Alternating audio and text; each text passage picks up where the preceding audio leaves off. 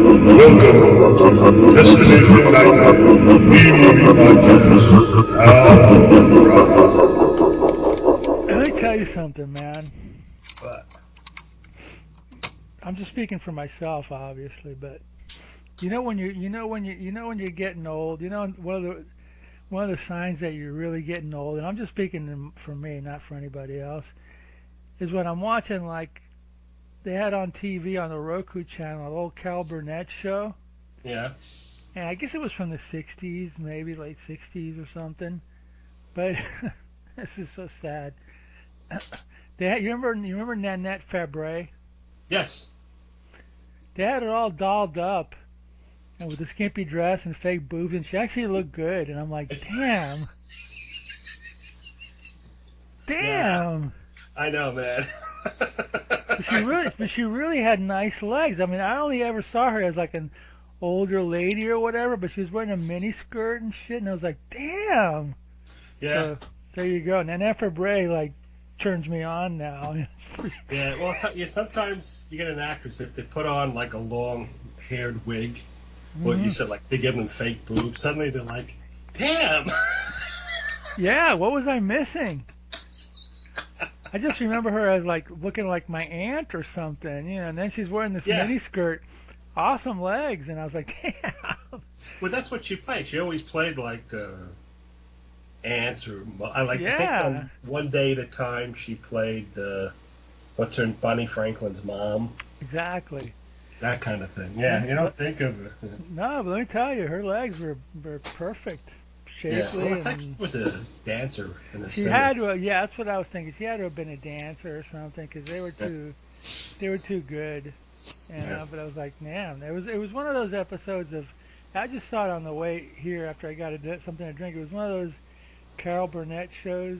Obviously, there's a lot of them on Roku. Where it's like constant. I think they have a whole Carol Burnett channel. Yes, they sure do. And it was before Tim Conway, so it had to have been an early one, Yeah. It was during the era, and I remember watching these as a kid where, like, at the end of the show, after she sang her song, she had, like, an autograph book, and she had all the stars' autographs. Yeah. Oh, yeah, I remember that. Yeah, it's, like, from the 60s, probably. Wow, yeah, definitely. 60s, early 70s at most. Because I remember that when I saw one, or the tail end of one, where I think... Jack Palance was in the show, and Liza Minnelli, and there was early Liza Minnelli and Jack Palance, and she brought her autograph book, and I'm like, oh, I remember that. She used to do that.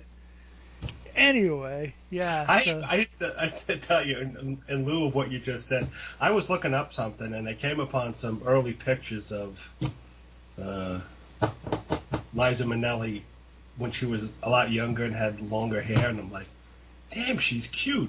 Really? Like, I'll have to check that out. What the hell's happening? I don't know. What's wrong? But, something's going on. I don't know. But anyway, yeah, it was just like...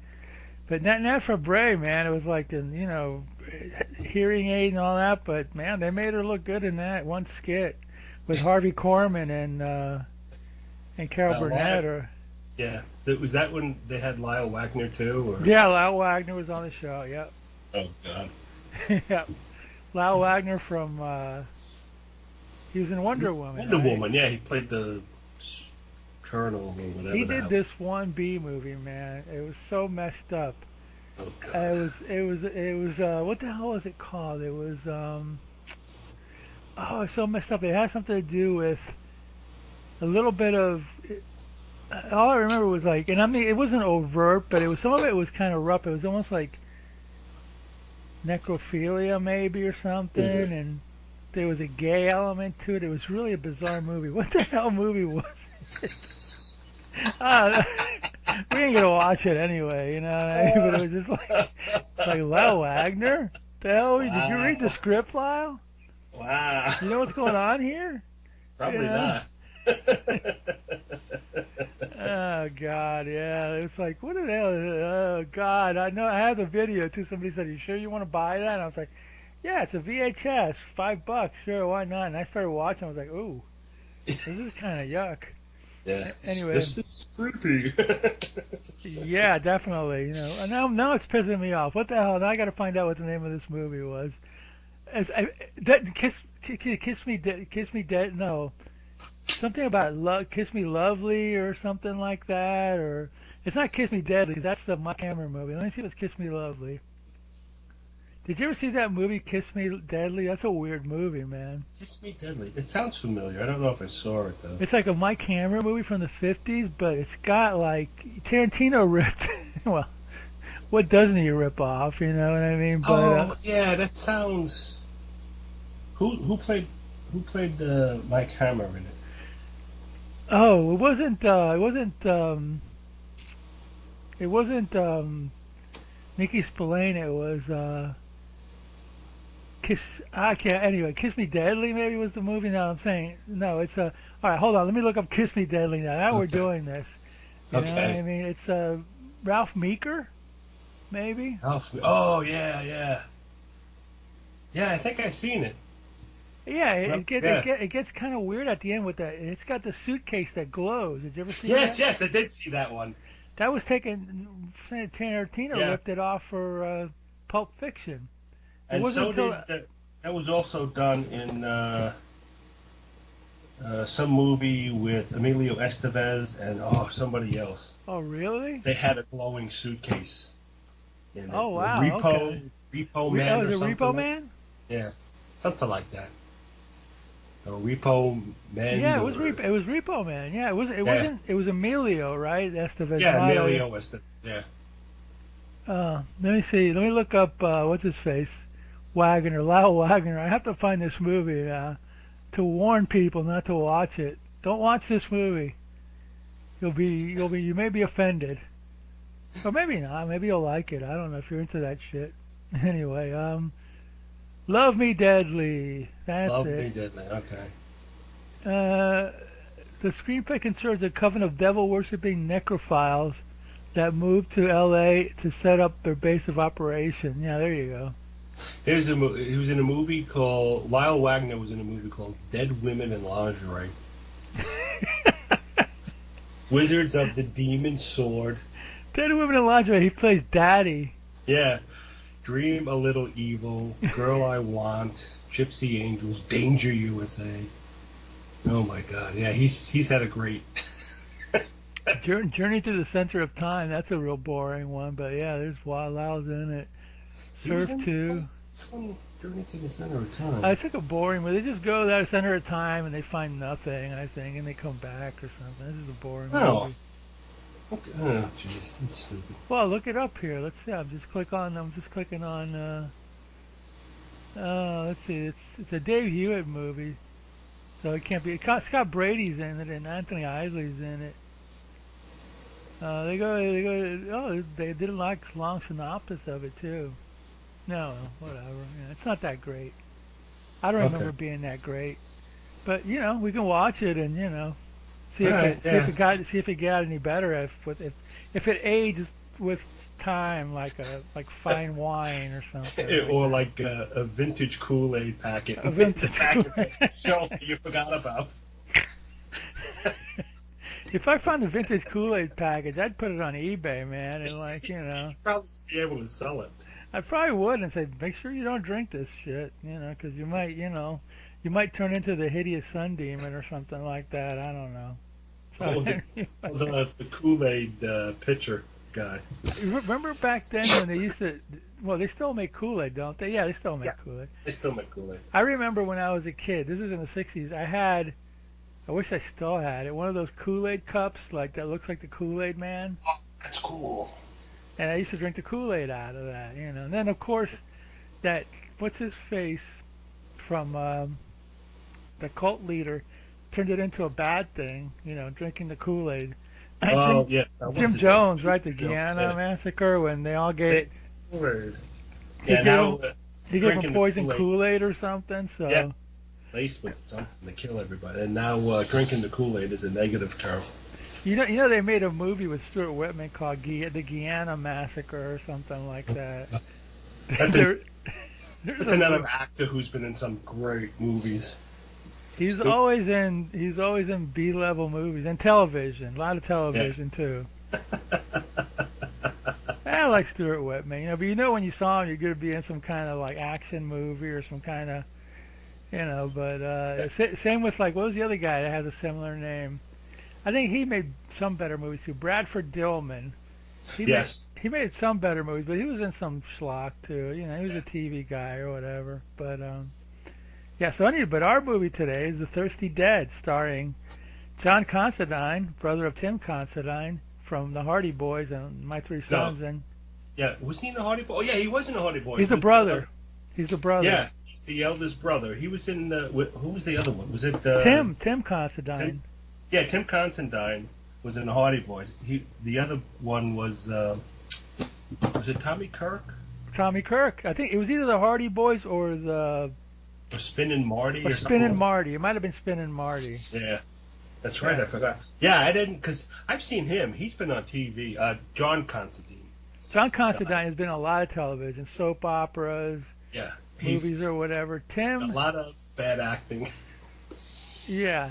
Tim was in also My Three Sons. He was one of the one of the sons that left because he got too old halfway through the series, and then that was it for him. He might have done a few other things. I think he went to directing or whatever. But John Considine is anyway, and Jennifer Billingsley, who was in a lot of B movies, like some of those Burt Reynolds, like I think she was in CC and Company with Name. Yeah, she was in CC and Company. She was in White Lightning with Burt Reynolds.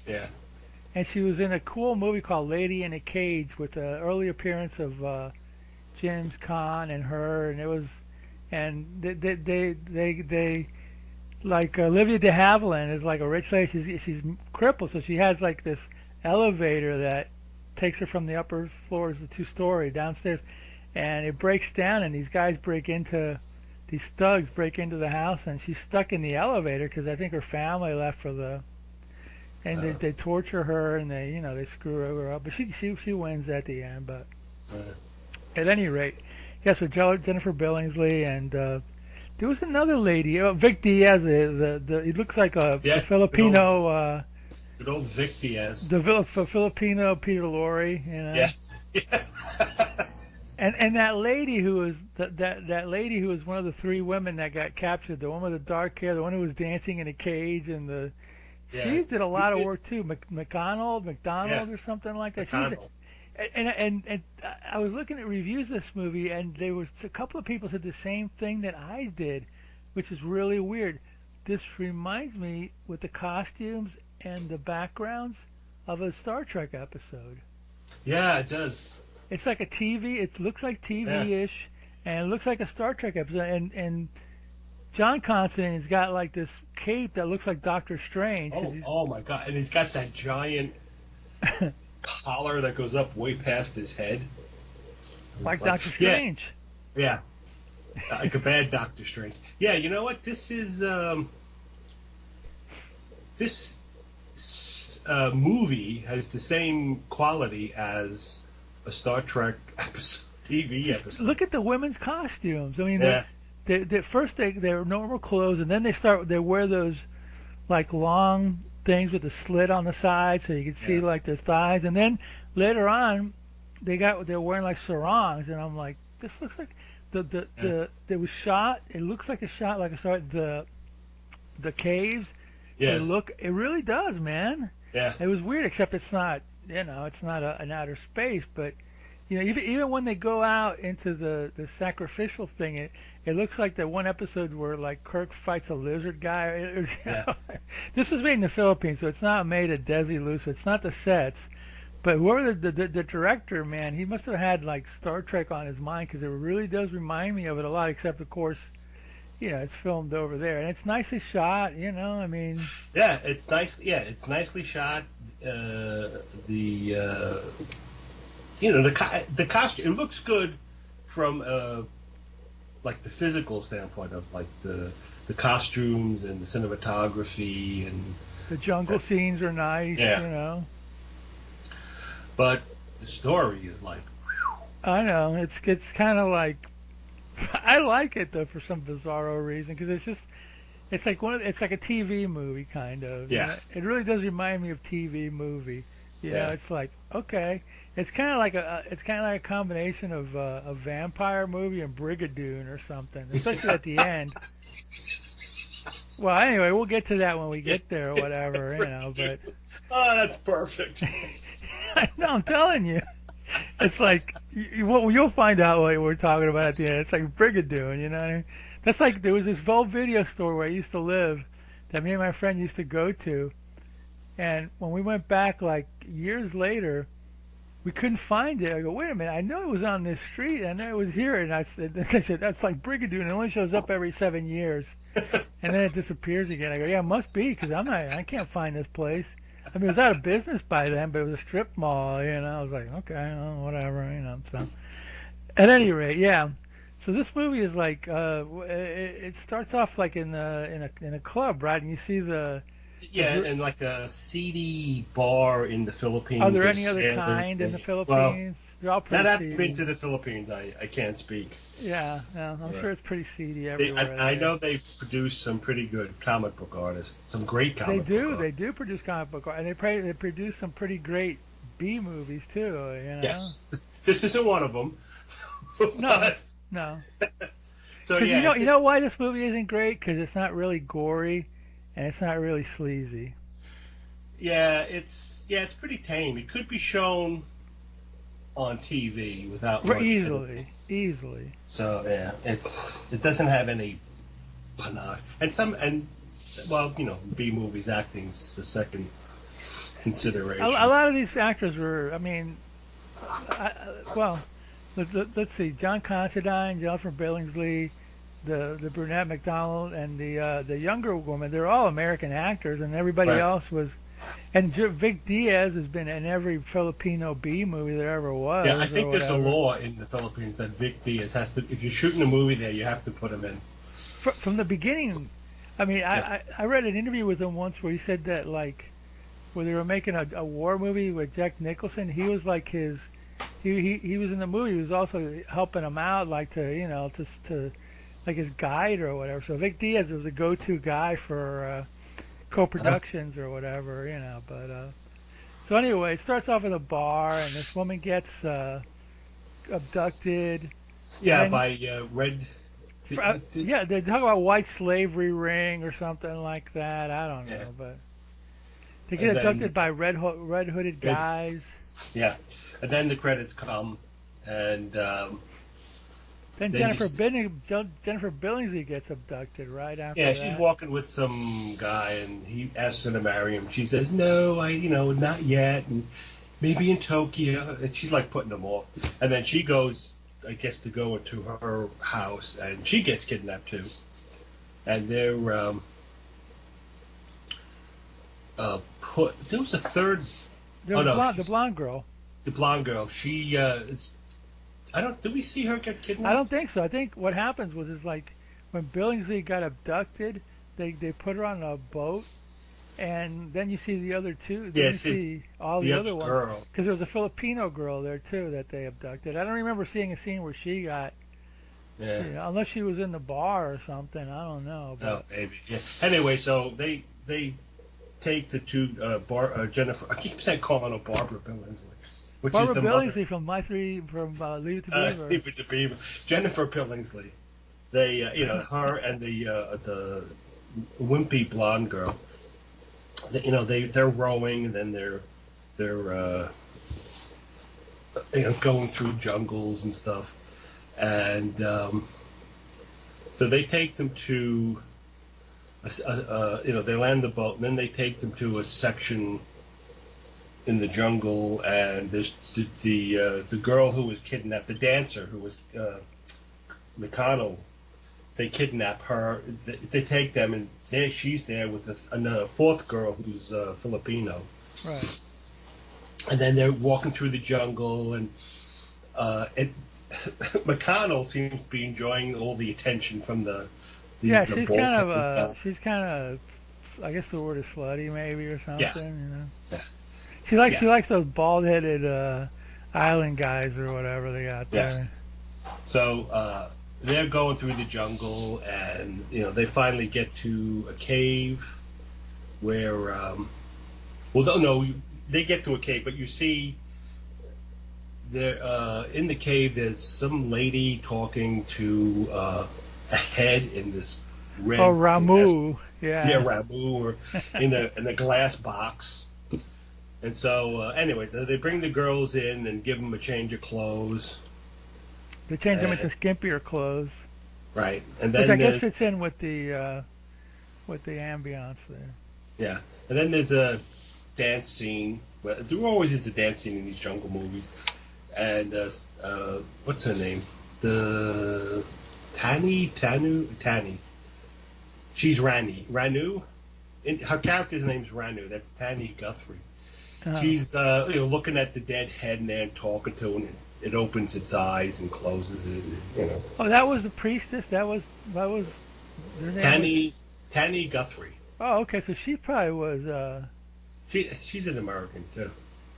Yeah, I looked at the credits, but I didn't recognize that name. Okay, she did look kind of like Latin or something like that. Yeah. Yeah, she's really thin. She did a couple of numbers. Yeah. So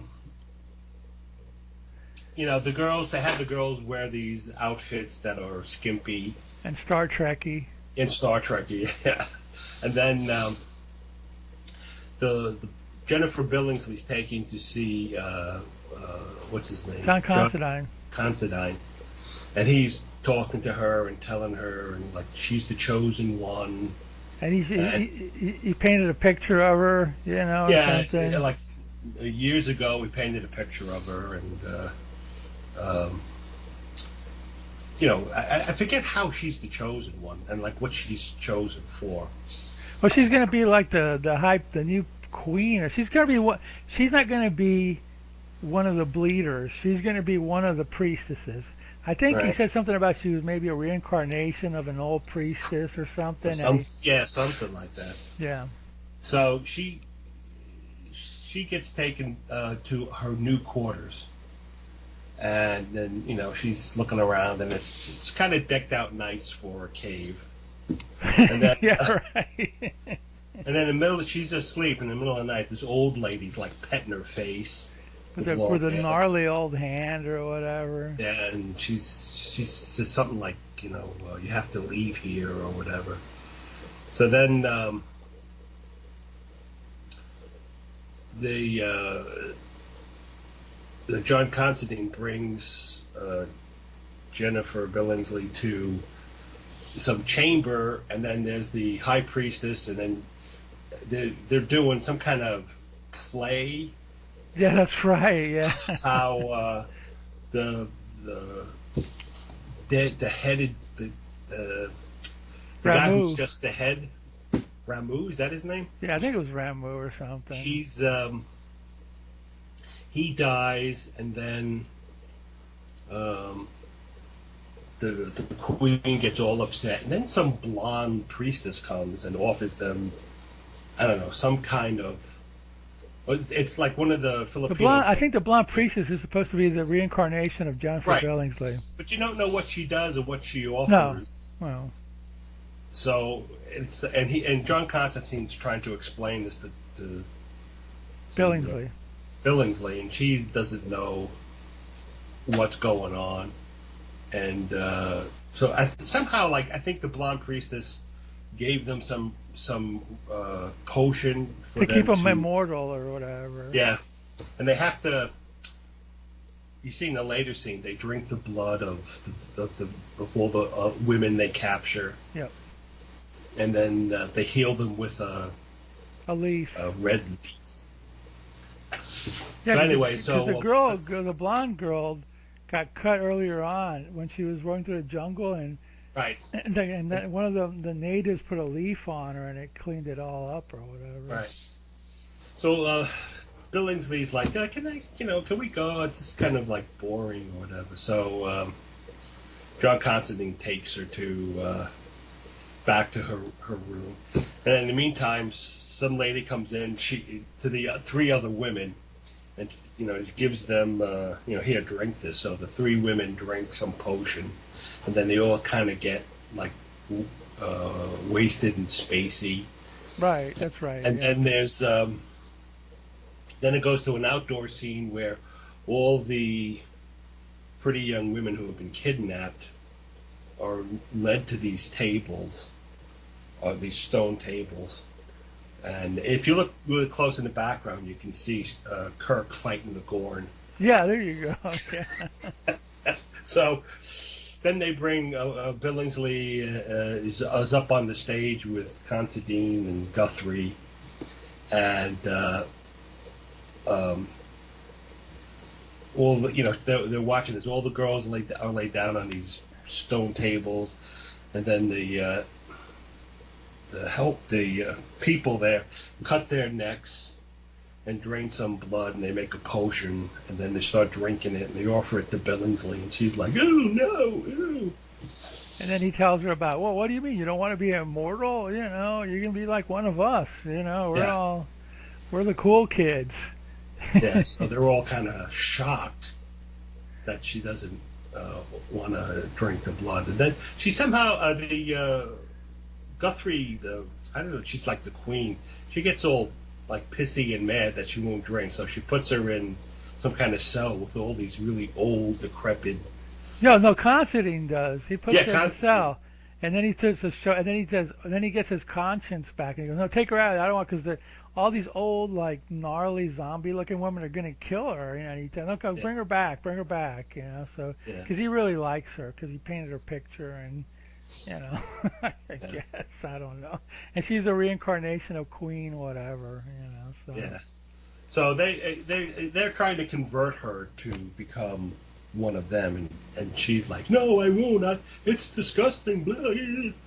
So and then he tells them, "No, but we've been around forever. We have all this knowledge. It's great. It's fantastic.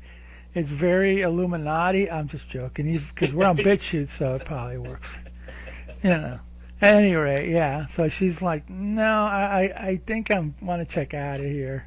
So she somehow goes to I don't know how she gets from one place, but she ends up going after the other three girls and trying to convince them to escape. And they're like, and McConnell wants to stay there. Says, "No, I want to stay here. I want to live forever," and blah, blah, blah, blah. No. Before that happens, they actually escaped. I can't remember if it was John Considine who left them out, but remember, they escaped. No, it was the old woman who was touching her face. That's right, Mary Walter. That's right, yeah. She brings them out, and then they escape. They go through the tunnel. She says, "I can't go any farther than in and this you find cave." out why later, but Right. So McConnell wants to stay, and they're like, "No, come with us." So the old lady takes him out of the cave, shows him how to get out of the cave, and they're running and going through the jungle. And there's like a snake scene with one of the Filipino girls. Of course, there has to be a snake. There has to be a snake scene where they use a boa constrictor as a poisonous snake, which. Anyway. And Blondie gets cut again, and then she's like, Yes. So they're going through the jungle, and they find this village. Right. And it's like, they bring them in, they feed them and let them rest. And then the blonde girl, you said she's wounded, and where she had the cut from the ceremony. Yeah, it reopened again or something. So then they, she says, Billingsley's like calling for the natives to help. So then the natives come and bring her red leaf, and she's like, "Oh, the red leaf!" And then you see John Considine comes into the shack that they're in. Right. So then it goes back to the secret cave, and there's another dance sequence with Guthrie. She likes to dance. Yeah, apparently. And she's dancing in front of the head. And I don't know if the head's sitting in blood or... They never explained what happened and like why they just have the head of the guy. So now Considine is talking. Obviously, he brought the women back, and he's talking to the Billingsley. And this is where he's giving his Illuminati speech to her. And yeah, right. So then he has a change of heart, and he decides to set all the old, decrepit, zombie-like women free. And you find out. The one they've been bleeding them, right, for years or whatever. Yeah. Is that why they have them there? Yeah. Yeah, it turns out these were young women who have only been there a couple of years, but because they're bleeding them dry, they give them a potion. Yeah. And the potion mixes with their blood, and then that's after they drink the potion. Then that's when the evil blood cult people cut their necks and drink that blood. So that all the zombie women get out, and they start attacking the other evil women, and then Billingsley goes to the three girls who are captured with her, and she says, "Look, we have to escape. We have to get out of here." And McConnell's like, "I'm not leaving. I'm staying. I want to live forever." And she goes running out and trips and falls into a rat pit. Yeah. And dies immediately. Yeah. And there's all skeletons and rats all around. Yeah. So then Considine takes the girls and he leads them out into the jungle. And there's a long chase scene where he's walking with the women and trying to get them to safety. And the bald-headed native guys are running after them, and there's three of the priest guys with the giant collar. They were like blue chiffon or something. Yeah, right. So they're going, and then you see they run, the Considine and Billingsley and the two other women run past some stone that has markings in it. And you find out from Guthrie, she's when she sends off the guards to go after the women, the escaping women. And then you have the three evil guys in the blue chiffon. She tells them, "Don't go past the ring of ages." Mm-hmm. Is that it? Yeah, I think Something so. like that. Yeah. So they're in the jungle and they run past this stone. It looked like Hebrew markings on it. And then suddenly Considine's like, he's having a harder time running. And so then you see the native guys come running up. They come to the stone, and everybody stops. And the native guys look at the three evil guys in the blue chiffon, and they're like, "Oh well, they nod their heads to keep going." So they keep going after. They send the guards to go after Considine and the three escaping women. And then after a while, Considine falls down and he's like, "I can't go anymore. Go on without me." And you see he starts to age. Yeah, he starts turning into like some coconut head guy or something. Like. Yeah, right. And I don't even think it was the same guy because he had a different nose suddenly. He was all wrinkly. Yeah. So then the three women go marching on, and the natives see Considine, and then did he tell them stab me in the heart or whatever? Kill me. So they kill him. They kill him, and then they take his pendant. Yes, because he's wearing a star. Yeah, some super duper star or whatever, pendant or whatever. So three girls are running, and they hear a car coming, so they run out to the road and they wave the guy down, and he picks them up and he drives away, and then you see the native guys come out to the road and walk, and then they go back into the jungle, and then there's a scene where you see the epilogue. Yes, you see a helicopter flying around, looking at the mountain, looking over. And all he sees is jungle. And then there's a scene of Guthrie looking through some stone telescope. and Yeah, right. She's watching them, and they're looking for the village. right. You know, So then you for see Brigadoon. then you see Vic Diaz. He's coming out because he's the police sergeant or captain, and he's like, "Oh, come on! You know, the helicopter reports nothing down there but jungle. So I'm bringing my men back because it's filled with poisonous snakes and venomous things and stuff." And she's like, but it's there. I know. I was in that mountain. He goes, maybe it was another mountain or whatever. He doesn't believe her. And then she's looking into the camera. The camera starts focusing on her face, and she's looking up, going, "But I was there. Yeah. I was there." And then fade to black. Yeah, the screen gets kind of like it deteriorates or something, yeah. and then it turns to black, and you get the credits. Yeah. Yeah. For some reason, I actually watched this movie a couple of weeks ago. Oh yeah. And I was like, I like it because it's just like it's simple. Yeah. The chicks are okay, you know. The Yeah. acting's all right. It's not too gory. And I didn't get bored, you know. But I understand it's very TV movie. Like it could have been with maybe a few edits or whatever, like when the zombie women attack or whatever. It could have been a made-for-TV movie or whatever, and it would have been fine, like on a Thursday night or something like that. Yeah, in fact, I think I saw at least part of, because I remember Considine with that giant. You might have seen it before, like thing. on. I think I saw it on in like a CBS Thursday night movie, like the Late Show, CBS Late Show or something like that. You probably did. Yeah. You know, because it wasn't. Well, back then, this was in the 70s, so back then they would have had to edit out a few, like some of the blood scenes, because I don't know, for some reason, some of the stuff they would edit out was kind of like really. Even though it was real late at night, they probably would. I mean, I remember watching Hammer movies on the CBS late night movie. Yeah. And this is in the early '80s.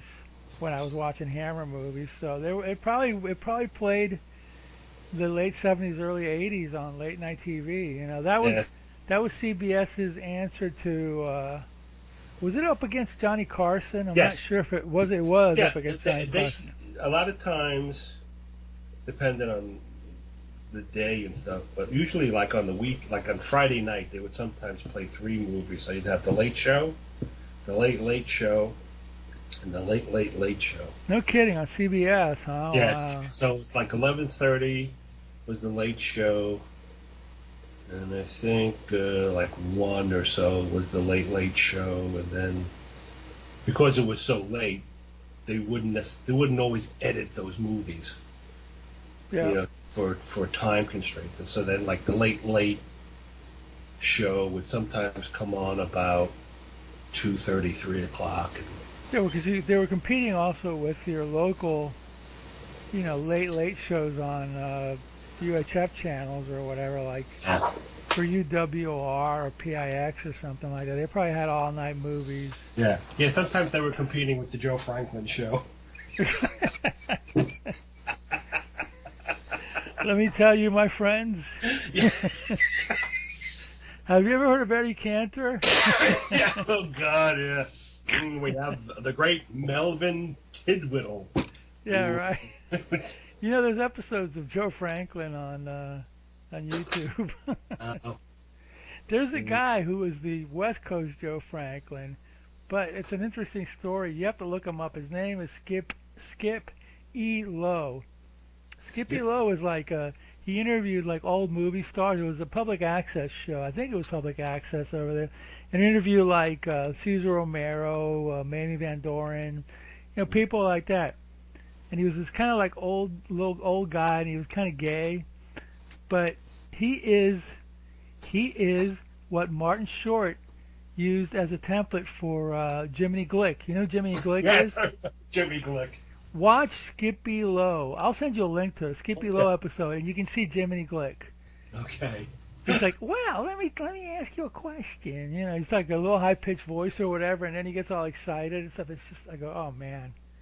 Oh man, Martin Short, you got to own up to it. I think he's dead finally or whatever, but it was a public access show, and I think he interviewed like hundreds of people. You know, like Marie Windsor. I remember watching it with Marie Windsor,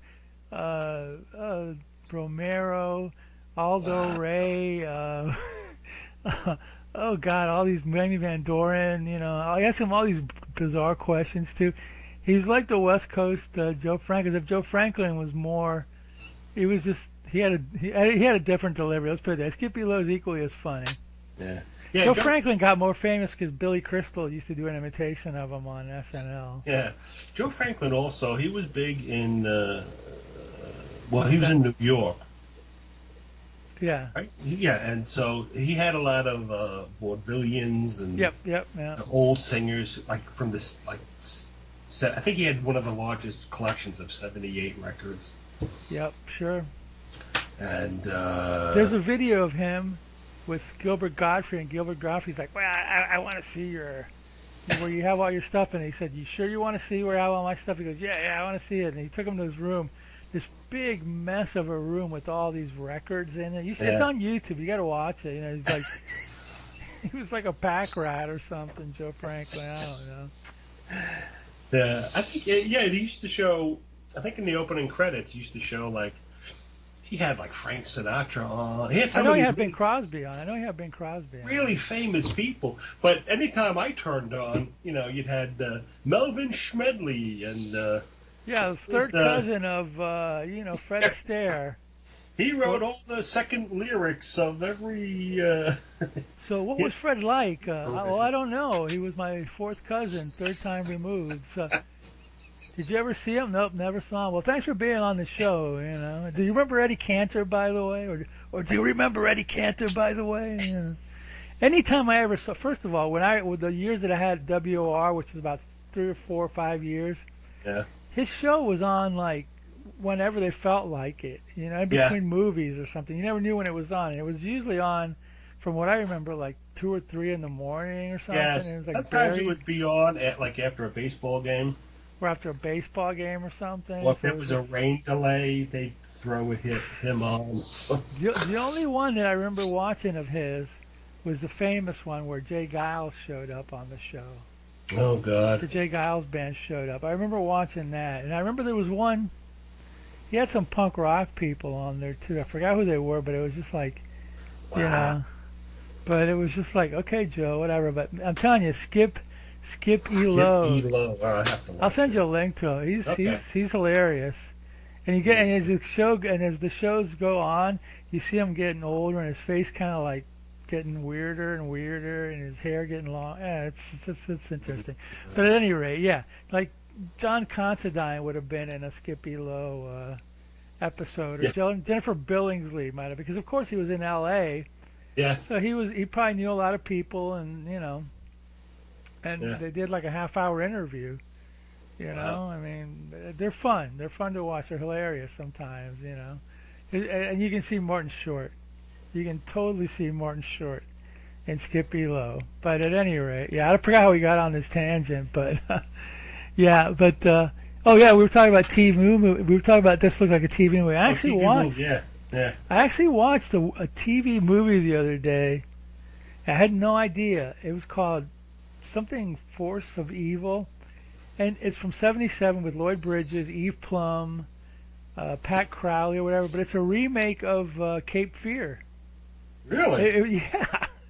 But it's kind of like a loosely based remake, but it's the same idea. There's an evil guy, and he's after the family because they did something to him, and it's on YouTube. You got to watch it. It's not super great, but it's a TV movie. It looks kind of, no, this actually looks better than that, but it was just like a TV movie from '77, and it's got the usual 1970s downbeat ending, you know, and the whole 9 yards or whatever. But I forgot who the guy who played the evil character was, but he was pretty gnarly. The dude was, you know, he was a guy he was an actor. I can't remember his name right now. They did a lot of guest spots on TV shows, and he was probably always the villain, the blonde-haired guy. It was pretty creepy, but it's a remake of Cape Fear before the Scorsese did his remake of Cape Fear. So it's 1977. So I actually watched it the other day because I said the same thing. A remake of Cape Fear, really? Okay, I'll watch it. And it wasn't bad. It was. I don't know if it was a pilot. It says Quinn Martin's Yeah, that was Tales a Quinn of Martin's the Unexpected. Unexpected, Yep, that's it. which is like an anthology. But it was an hour and it was a long episode. It was like an hour and a half Yeah. or something.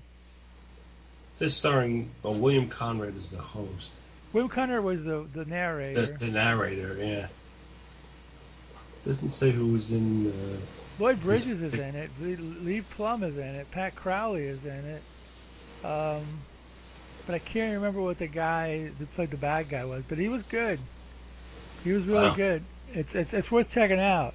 If you like Cape Fear or whatever, which the original's really good, and I even like the remake with the. Because I never knew it because I never saw the original. Right. So I saw that and I was like, oh yeah, it looks like a horror movie, kind of cool, whatever. But yeah, it's funny how you watch these movies like sometimes and you don't know that they're loosely remakes of other movies. But this one actually specified. Well, maybe when the movie didn't come out, they didn't say it, but the guy who wrote the tagline on the YouTube said, yeah, this is a remake of Cape Fear. And he was right. Even at the end, there's a boat scene and everything. It's not a note for note. It's got a different vibe, a different feel to it or whatever, but you can see and it was interesting because there's a scene where, like, the bad guy, he's really going after them. And he burns their cabin and he kills some of their horses or whatever. So the bad guy, is diabetic and Bridges knows it, and he goes in and he actually spikes his medicine to kill him. And then Lloyd Bridges and his wife actually go to kill the guy, and they spike his, and they find him laying there. So then they decide, okay, well, let's take him, wrap him up, and bury him in this what do they call those? This well. Right. So they actually go and they take him, and they go, these people are committing homicide here. Yeah. This is intense, but he comes back to terrorize some more or whatever. So it's worth checking out. Cool. Fun stuff or whatever. A lot of those TV movies are remakes of stuff anyway. Well, so, Quinn Martin did a lot of cool stuff. Yeah, he did all his TV shows. Yeah. He did the Invaders. Yeah. And he did a lot of cool stuff. He did something. Was he The Fugitive? Yeah, he was The Fugitive. Yeah. What the hell? Oh, Jesus. Was he The Untouchables? Back in the 60s or something? Because I remember there were shows like Tales of the Unexpected, but they were shorter shows. Like I remember Roald Dahl's Tales of the Unexpected. Right. I don't remember ever seeing this, but this had to have been in a 2-hour time slot because the movie itself ran 90 minutes, and it looked like it had a VHS case. So it was probably put out on VHS, which is why we have this copy did, on. The New Breed, The Fugitive, 12 O'Clock High, The FBI, The Invaders, Dan August, Cannon, Banyan. That was with George Peppard, I think. Banyan Banachek was George Peppard. Okay, then who the hell's Banyan? Well, he did Streets of San Francisco. Barnaby Jones? Did he do Barnaby Jones? Yeah, Barnaby Jones. It was like The Streets of San Francisco, a Quinn Martin production. Yeah, exactly, yeah. You know what's funny now? You've not jogged my memory. Again, more YouTube stuff. If you go on YouTube, there's a guy, a crazy guy, who took, he did, it's like a half-hour video, and he basically has every episode of, I think it was Canon, and he showed all the guest stars. Like you remember at the beginning, cool. Remember at the beginning they would show a picture of the guest stars, and you actually see if you keep watching how many times the Quinn Martin people keep coming back and back as different characters or whatever. Yeah. It was like Jason Evers did a few of them. There was this woman that me and my buddy make fun of. We don't make fun of her, but we think it's funny because she was in so many of his episodes. Her name was Catherine Justice, and I think she did other things, but it was like we just remember her because I was watching them. MeTV plays them in the middle of the night. I recording them. I just remember watching them. It was Catherine Justice with Alex Rocco and Jason Evers and Catherine Justice. I'm like, Catherine Justice? I don't know. She must have been his squeeze on the side or something. I don't know, but there's like every once in a while you see like an actress who's in a lot of things, and she's not very good or not very pretty. Or not very well known, and you wonder, how come she's in all these shows? Yeah, so it's like she's got to be some producer's. It was either that, or he had a company, or he had a group of people that were like his under contract of some sort, and I believe Catherine Justice did other things, but I just remember seeing them in Barnaby Jones and in Cannon, because those are the two that they play on MeTV, like in the middle of the night or whatever, Right. And I was watching them after a while, but it's funny, the guy had every guest spot, from every show, and I'm like, that's crazy.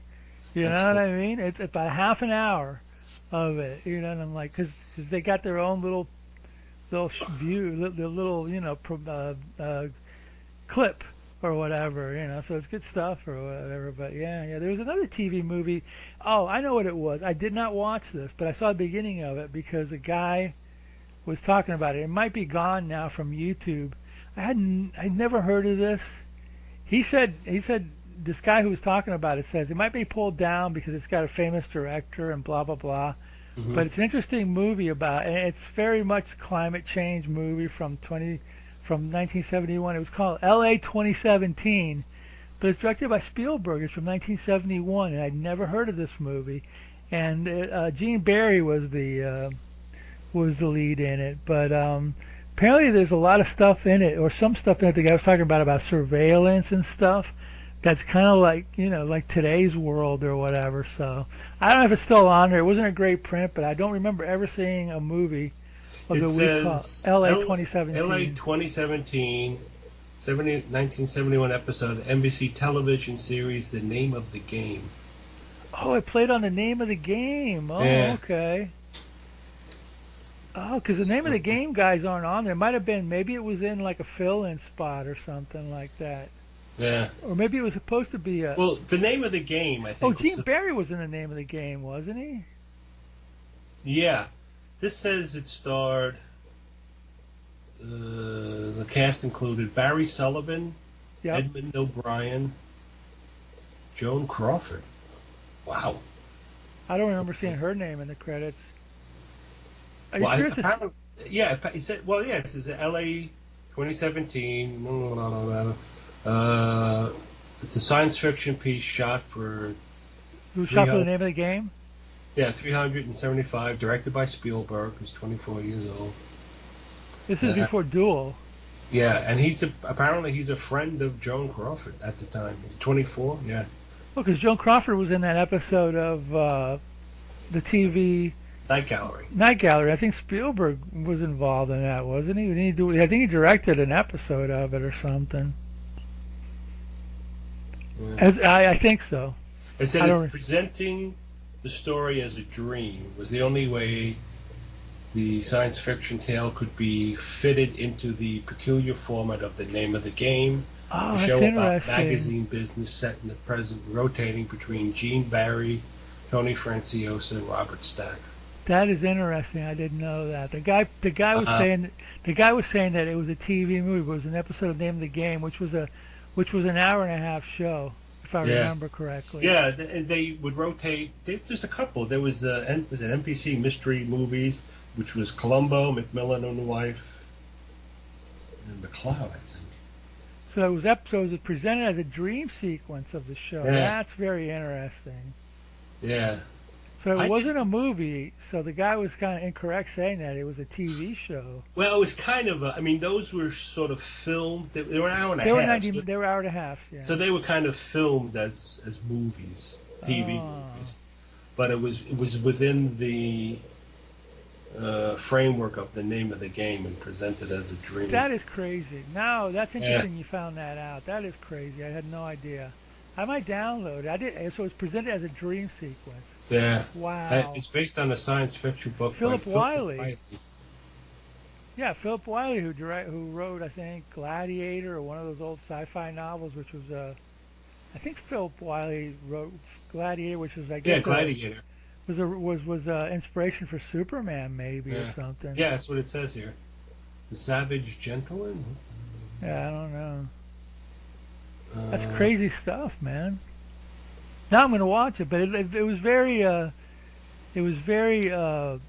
ecological. It was like from what a little that I watched, it was like L.A. was all smogged up and you couldn't breathe well, and Gene Barry passed out in the car, and some guys had to save him and give him oxygen or something. When Wiley wrote When Worlds Collide. Yep. And the Savage Gentleman. I don't know what that is. Is sort of an influence on Doc Savage. Really? Yeah. Wow, that's crazy. So, Okay. Yeah, he wrote a lot of shit. Jeez. He was a novelist. Yeah, Island of Lost Souls. He wrote. These are the films he wrote. He wrote Moreau. Yeah. I thought Moreau. He remade. He screenplay probably, right? Yeah. Yeah, the screenplay for it. Because that was an old novel from I forgot who. Byrne or Wells or somebody like that. H.G. Wells. Yeah. Murder in the Zoo. Johnny Tiger, When Worlds Collide. Cinderella Jones. What the hell is that? I remember that name. Smiling Ghost. The Gladiator. Oh, they did the film, The Gladiator. Huh. Yeah, H.G. Wells, that Fabian globalist. Yeah, right. Yeah. Here's another interesting that I did not know. I was watching, again, more YouTube info. I was watching a clip of, they were talking about George Orwell. Mm-hmm. I did not know that in reality, even though he was like anti-totalitarian and anti-Soviet Union, he actually was a socialist. His ideal government was socialist democracy, which is really, dude? Yeah, well, yeah, they have, it's like, well, the Russians aren't doing it right. That's exactly what it was. The British do it right. That's exactly what it was. He was bagging on the Russians because they're not doing it right. So the British, yeah, really? Yeah, okay. I had no idea. I thought he was a total. He says he was not. He was anti-capitalist, which was interesting to me. It was like, really? He says because of But anyway, I was just a short thing. But I had no idea. I figured of all people, Orwell would have been like more of a capitalist, but he was like. Yeah, he wasn't. He was. Yeah, a lot of those writers. He was a socialist. Yeah, it's time when they're coming out of the world. Turn of the century or whatever. Yeah, the change. I think the World War screwed up a lot of people, and they thought, I think so. Yeah. We got to do some stuff better, and although it's funny, Britain is like a socialist country, but they have a monarchy, which is like what? Yeah, what? No, it doesn't make any sense. None of this makes sense. Yeah. No, yeah.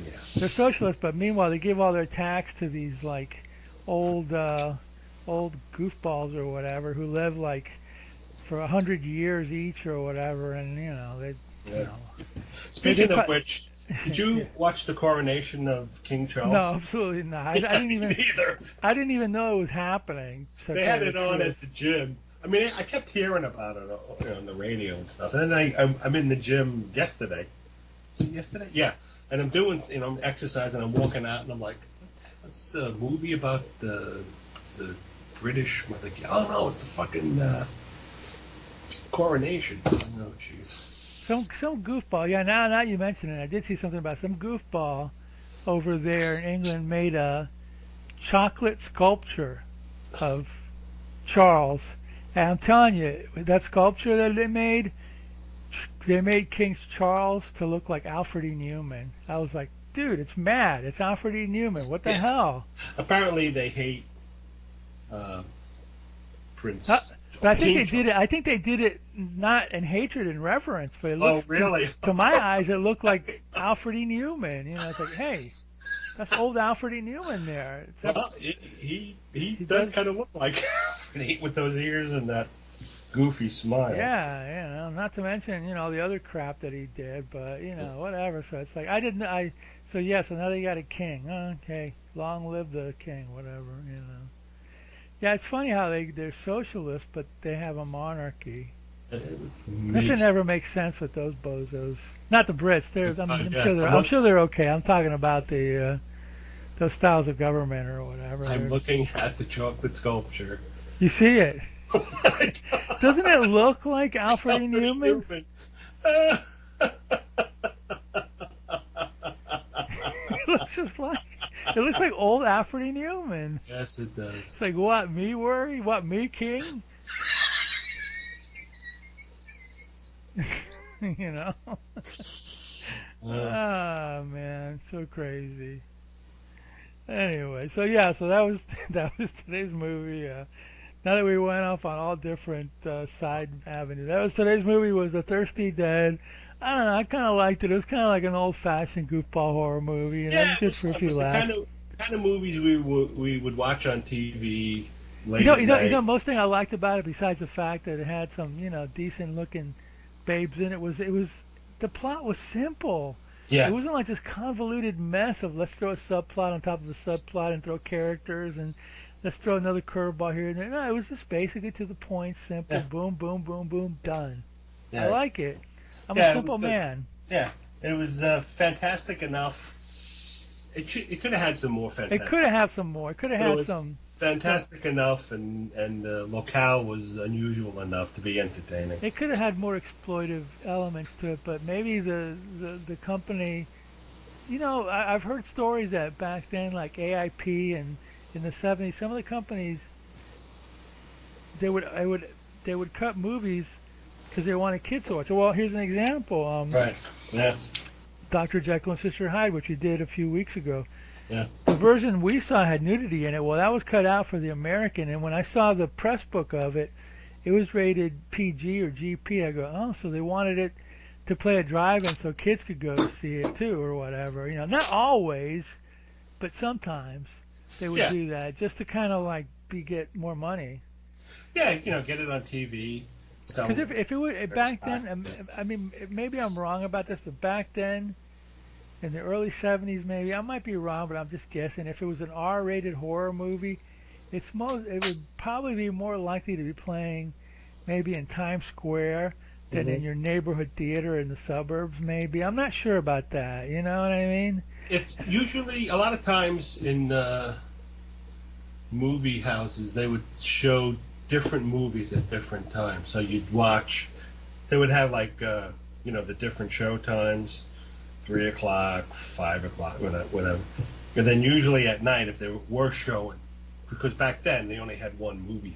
You only had one movie theater. You didn't have multiplexes. Yeah, sure. Yeah. They would, show an R-rated movie late at night when the adults would go to the movies and the kids had to stay. See, they didn't do that here. Not that I remember. I just remember whenever they showed a movie, unless it was a double feature, it was the same movie on all day. Here, sunny FLA, but maybe up there was different. I don't know. But here, that's what I remember. But I keep looking at these movies and seeing PG, and I'm like, really? Maybe. But then again, now when they release them, they're usually the uncut British versions or whatever. And the British versions and the European versions, all in general, had a little sexier. Yeah, a little nudity and stuff in it. Yeah. Not as much. Some countries more violent, but not Britain. Britain was more into like nudities and a lot of violence, even though they were pretty violent sometimes, those hammers. But by the time they got here, they were edited a bit, just so they can get them in the drive-ins. It was funny when I remember when Monty Python first came over and shown on PBS. They didn't edit any of that, so you would see some of the bloodier, like people exploding. They never did. I saw nudity on there. See the naked women and stuff, and it was like. But after a while, you kind of got like, well. I mean, just seeing them was like, okay. There wasn't overt nudity on there, but there was a few episodes that had some. Yeah. And you're like, wow, on TV, nice. It was on PBS. Yeah. So PBS was like the, you can get away with nudity channel or whatever. What I mean? So. And back then you'd still go to the if you had cable, you'd still go to the Playboy channel that was scrambled and try to catch. Something. Yeah. Hopefully, every once in a while you got lucky, and then like maybe for 5 minutes it would be unscrambled, and you'd I told you in 1995 when we moved into the townhouse, the guy who sold it to us, as a gift, gave us a descrambler. Oh, nice. So we could watch all that crap or whatever for at least 4 or 5 years till they figured out a way to screw up your scrambler, but. From 95 to 2000, I remember watching, there was a Playboy channel, and then there was an Adam and Eve channel. Yeah. And in between their edited movies, which were edited, they would sell dildos and shit like that. It was so stupid. It's like in between the edited movie, here's like here's a whatever to do whatever, and I'm like, oh, that's nice. Because I think Adam and Eve channel was they had not Playboy, but Adam and Eve channel had it was like a home shopping network for pervs or something. Well, they had a catalog you could get. Yeah, there was a catalog. Yeah, it was a home shopping network for pervs in between the two movies. But it was so lame. It was like you knew they were watching a dirty movie, but they shot it from an angle where you didn't see anything. You're like, that was like, was it Cinemax? Also, I think they had like a channel where they would show more risque stuff, and it was so, like you said, they would shoot from an angle or Skinemax as they call it. Yeah, Skinemax, that's right. And then like I said, they shoot from an angle, or maybe you see some side boob. Yeah. And just like really humdrum. Yeah, I remember a movie I forget what it was called. Yeah, I know. I remember it now. I can't remember other things. It was called The Naughty Ladies of Bourbon Street, and it was on either Cinemax or on TV, one of those channels late at night, and it was edited. And then on a torrent site, I found the French version of it, unedited. And I was like, holy crap! They took out a lot of stuff out of this movie. Whoa, okay, damn. All right. But that was the one, The Naughty Ladies of Bourbon Street. Now it's like, some French title or something, but yeah, I know. Those were the days before internet. Those were the days. God, yeah. Oh man, can you imagine internet? if we had internet today as teenagers, forget it. Oh man. Never get out of the room.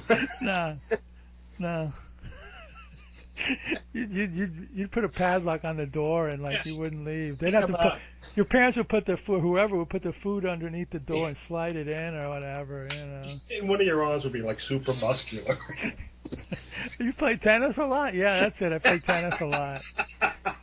Remember how tennis players had the one muscular arm, the other was kind of wimpy? There's some arm wrestler who he purposely exercises the one arm. So one arm was like super muscled and he's got this giant hand and biceps. The other arm's just real skinny and it's like, dude. Well, I got to tell you something, and I attribute this to drawing. My right hand seems to be a lot more muscular than my left one, but I'm attributing that to drawing. That's what we tell the folks. That's what we tell everybody. It's because I practice a lot of drawing. Oh, God. And on that special note, we'll be back in a couple of weeks with another movie, which Roddy will pick one this week, and I'm sure it'll be just as great as The Thirsty Dead. So, but in the meantime, Roddy's got something to say to you, everybody. Watch more B-movies.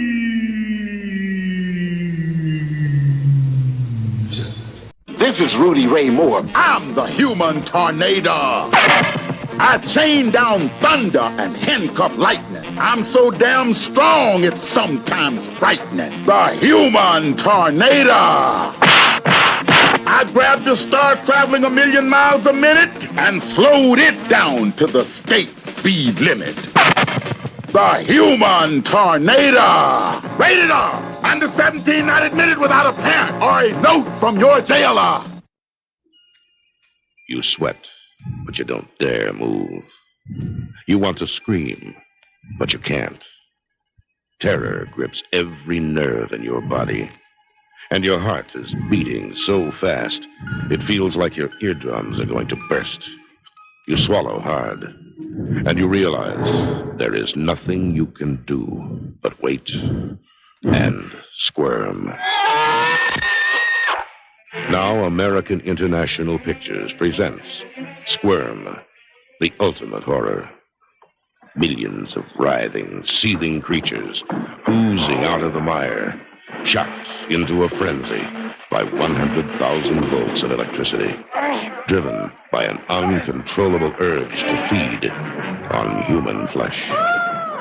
Squirm. Rated R, under 17, not admitted without parent.